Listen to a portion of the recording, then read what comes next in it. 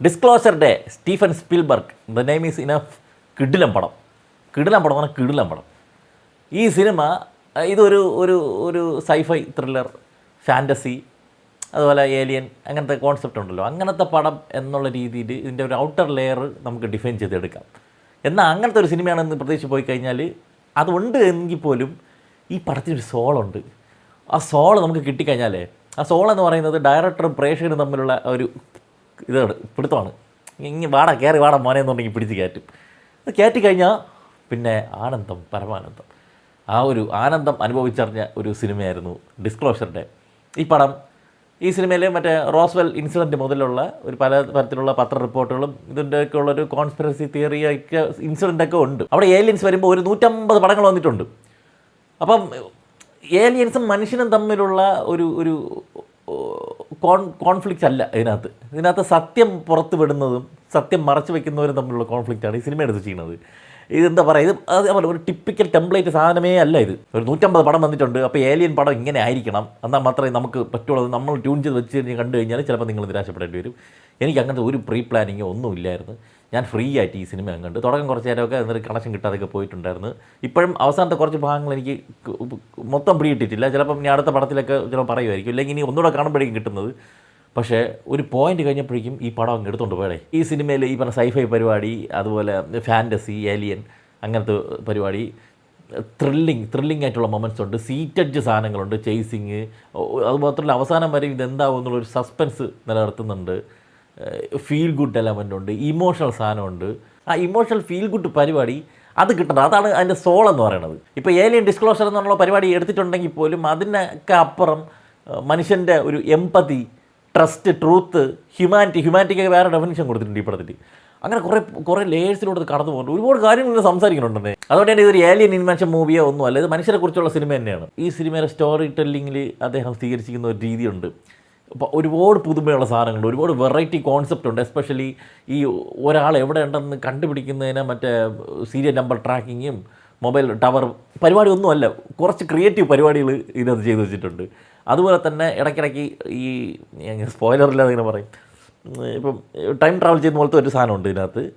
അതൊക്കെ എടുത്ത് വച്ചിരിക്കുന്നത്, അതിൻ്റെ എക്സിക്യൂഷൻ, ഒരു സാധനം വന്ന് കുറച്ച് ഡ്രാഗ് ആകുമ്പോൾ തന്നെ അടുത്തൊരു ഇൻസിഡൻറ്റ് ഇട്ടിട്ട് അതത്രയും എലിവേറ്റ് ചെയ്ത് പോകും ആ സീനൊക്കെ.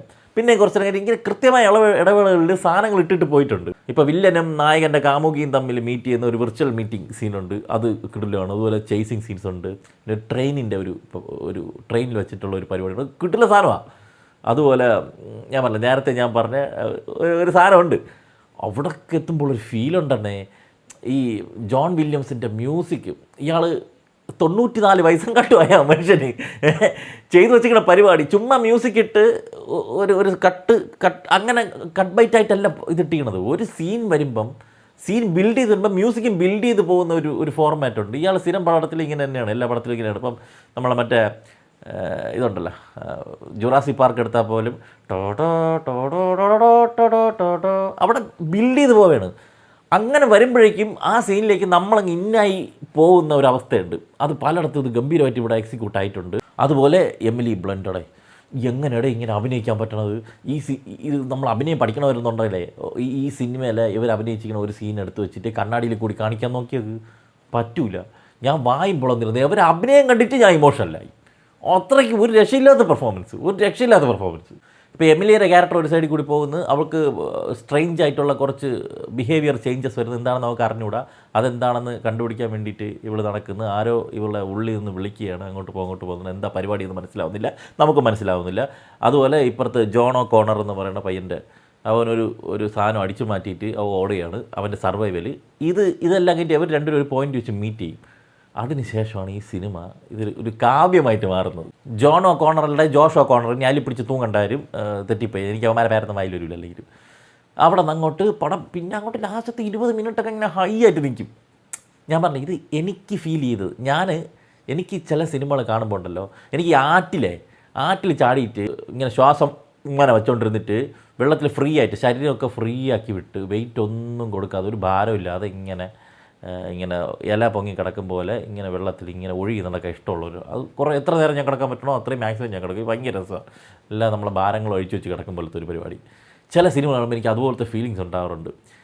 എസ്പെഷ്യലി നമ്മുടെ ഈ പടം നൻപകൽ നേരത്ത് മയക്കം, അതുപോലെ കൊക്കോ എന്നൊരു അനിമേഷൻ പടമുണ്ട്. ഇങ്ങനെ ചില സിനിമകൾ കാണുമ്പോൾ എനിക്ക് ആ ഫീൽ വരാറുള്ളൂ. ഈ പടത്തിൽ അത് കിട്ടിയെന്നുള്ളതാണ്. അതായത് ഇതിൻ്റെ ക്ലൈമാക്സ് എക്സിക്യൂട്ട് ചെയ്തത്, ഇവിടെയൊക്കെ ഒരുപാട് വെറൈറ്റി ഉണ്ട്. ഞാൻ പറഞ്ഞു ഇത് നിങ്ങൾക്ക് അതുപോലെ കിട്ടണമെന്നില്ല. ഡിങ്കൻ ഫാൻസിനും ഹീമാൻ ഫാൻസിനും ഒന്നും ഇത് ദഹിക്കണമെന്ന് എനിക്കറിയത്തില്ല. എനിക്ക് പക്ഷേ ഈ പടം ഇവിടെയായിരുന്നു. സാധനം കണക്റ്റായി കഴിഞ്ഞാൽ പിന്നെ രസമാണ്. പിന്നെ എൻ്റെ പ്രശ്നമായിട്ട് എനിക്ക് തോന്നിയത് ഇതിൻ്റെ CGI വർക്ക് വരും പലയിടത്തും പല കൂറായിരുന്നു. ഒരു കുറുക്കനൊക്കെ വരുമ്പോൾ കുറുക്കനെ വരച്ച് വെച്ചിട്ടുണ്ടെങ്കിൽ നമുക്ക് മനസ്സിലാവും. അതുകൊണ്ട് ഏലിയനെ കാണിക്കുന്നത് ഒരു സുഖമായിട്ട് തോന്നിയില്ല. അതിന് വലിയ പ്രയോറിറ്റി ഇല്ല, കഥയ്ക്കാണ് പ്രാധാന്യം ഇതിനകത്ത്.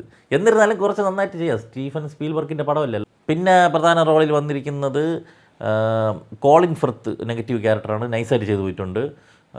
അതിന് അങ്ങനെ ക്ലൈമാക്സിലെ ഒരു സാധനം എനിക്ക് കിട്ടിയിട്ടില്ല. അതുപോലെ ഈവ് ഹ്യൂസൺ എന്നൊരു പെൺകുട്ടിയും കൂടി ഉണ്ട്, അവരും നല്ല പെർഫോമൻസ് ആയിരുന്നു.